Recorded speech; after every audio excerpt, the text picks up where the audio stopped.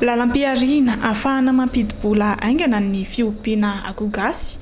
Anisan'ny laharam-pahamehana ho an'ny ministera ny fambolena ny fiompiana aron-jono, ny fanohanana sy ny fampiroboroboana io siam-piarina io, izay anisan'ny lalana iray ihany koa hatongavana amin'ny fahavitantena ara-tsakafo.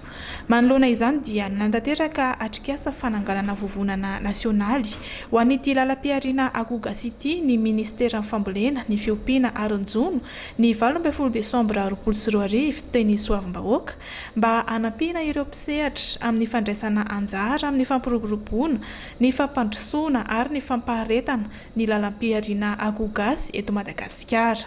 Zao ohatra tamin'ny vaovao omaly dia nisy fametrahana toerana iray fionana sy famokarana akoho gasy ary tsy lanjanja amin'izany ity atrikasa ity satria ny fampionana ireo mpisehatra rehetra ireo no antony ametrahana ny vovonana nasionaly ny ho an'ny akoho gasy. Misy ny fahafaritra efa manana ny vovonana fa misy ny mbola tsy manana ary izay no antony hitsangana ny ataontsika hoe reny ny vovonana mba anaitra ny zanany isaky ny faritra.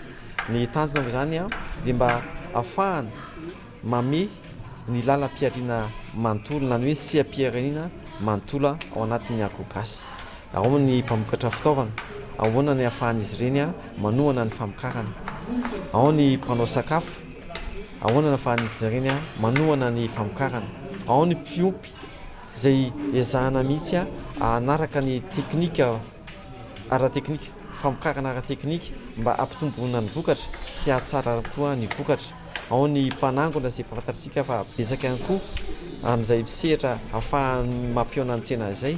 Ao ny mpivarotra, ao ihany koa mpihinana izay manana ny filamy manokana satria hitantsika fa na ny ivelany aza dia mahafantatra fa manana ny lanjany ny atao hoe vokatra malagasy. Ny isan'ny akoho mamborona zao eto Madagasikara dia manodidina eo amin'ny 30 tapitrisa eo.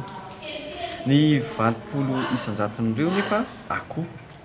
Ao zany ny akoho manatody lava, ny akoho fakana nofo dia fa ny akoho gasy dia eo amin'ny 5 tapitrisa eo. Izay no nahatonga ny ministera hoe mila ampitomboana avo roa iny io amin'ny izao fotoana izao, izany hoe amokatra fanampiny 5 tapitrisa ambony isa-taona ny ministera.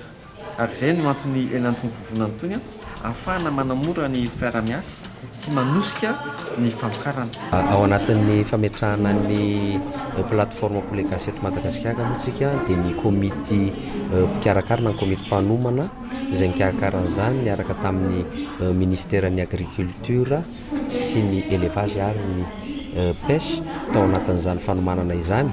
Fa teo ihany koa ireo mpiantsehatra rehetra mahakasika an'izany fiompiana akoho gasy rehetrarehetra zany izay manerana ny Madagasikara satria misy faritra eo amin'ny 12 eo no tonga manatrika an'ity atelier ity androany. Karakarain'ny ministera moa miaraka amin'ny tranoben'ny tantsaha eto Madagasikara, eo ihany koa ireo organisation paysanne faîtière izay misy anaky 7 izay miantsehatra eto amin'ny fambolena sy ny fiompiana. Eo ihany koa ny mpandraharaha izay atao anatin'ny komity mpanatanteraka. Amin'ny laharam-pahamehana ity lalam-piarina ity dia tanjona lehibe ho an'ny ministera ny fambolena sy ny fiompiana aron-jono ny fampiakarana ny tany izany famokarana akoho gasy izany.